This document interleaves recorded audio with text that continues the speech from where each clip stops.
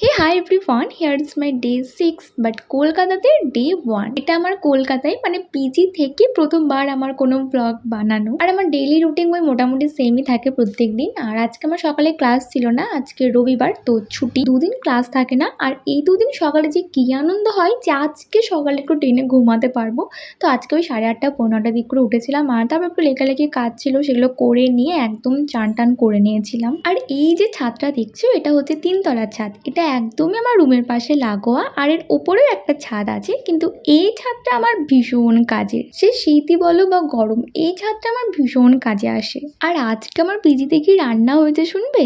ইলিশ মাছ, একখানা সর্ষে আর একখানা ইলিশ ভাজা। সর্ষে ইলিশ আমার একদমই ভালো লাগে না, ওই নিয়ম রক্ষার জন্য একটুখানি খাই, আর বাকি তো আমি ভাজা তেল দিয়েই সব ভাত খাই। আর এরকম খাওয়া দাওয়ার পর যে কি আলিশ লাগে, কি আর বাসনটাও মাজতে দিতে মন হয় না, মনে হয় ওখানেই শুয়ে পড়ি। তো ভাত টাত খেয়ে একটা টেনে ঘুম দিলাম, আর বিকেলটুকু একটু ছাদেই ছিলাম, আর তারপর এসে আবার ওই একটু চাটা খেলাম। আমার পিজিতে কিন্তু চাটা ভীষণ ভালো বানাই, এটা সত্যি কথা, মানে খেলেই একদম মন ভরে যায়। So yeah, that's it for today. Next ব্লগে দেখা হচ্ছে, টাটা।